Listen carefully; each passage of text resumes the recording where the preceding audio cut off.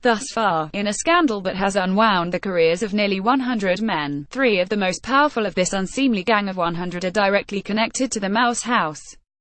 Worse still, the cries of everybody new are the loudest around these 3 former and current Disney employees, this unbelievably powerful trio of alleged abusers who reportedly preyed on women for years in their own monstrous kingdom, who are almost certainly going to go into the history books with the word disgraced attached to their names.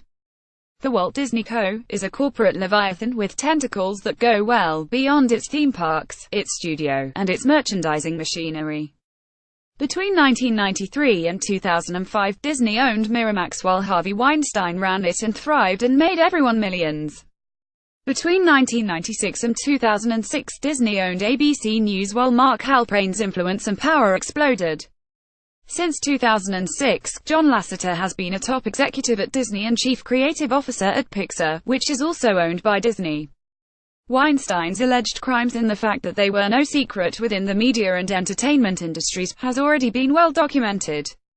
Worth repeating, though, is the news that Weinstein settled 8 UAL harassment suits that we know of, and the most infamous one so far, the alleged rape of Rose McGowan, occurred in 1997, smack dab in the middle of Weinstein's Disney era. According to the latest reporting on Mark Halperin, all of his alleged UAL misconduct, which involves around 10 women who claim they were victims of everything from harassment to unwanted touching to being shoved to ing Halperin masturbate under his desk, happened while he was at ABC News. And once again, we are being told that this was an open secret at ABC Disney. Finally, there is John Lasseter, who put himself on a 6-month leave of absence Tuesday in the wake of a number of allegations of harassment and UAL misconduct. According to Variety, for decades there was a «whisper» campaign at the Disney-owned company about Lasseter's alleged predations. Many former female Pixar employees said there was a classic whisper network at the animation company, where young women were advised to keep their distance from the co-founder. Another former employee told Variety that she was cautioned about Lasseter soon after she started work there, in the late 1990s. "Just be warned, he likes to hug the pretty girls," she said she was told. "He might try to kiss you on the mouth." Another former employee said that after Pixar grew out of its Point Richmond office and moved to Emeryville in 2000, Lasseter's behavior became more brazen. She said he would walk up to women in the office and kiss them on the lips. She said she also heard from co-workers who told her that they had to hide from Lasseter at wrap parties. She said she never reported these issues because the systems were not in place to address the problem. According to The Hollywood Reporter, Lasseter was known by company insiders for grabbing, kissing, making comments about physical attributes. It gets worse. A longtime insider says he saw a woman seated next to Lasseter in a meeting that occurred more than 15 years ago. She was bent over and had her arm across her thigh, he says. "The best I can describe it is a defensive posture." John had his hand on her knee, though, moving around.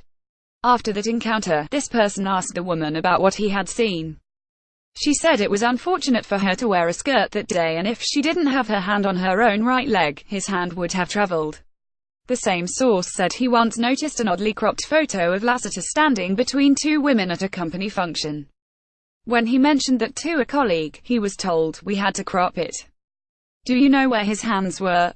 No one in the elite media is going to go after Disney or connect these dots or demand some accountability from a company that for years employed and apparently enabled and empowered 3 men who allegedly and systemically for years treated subordinate women in ways that range from wholly unacceptable to unspeakable.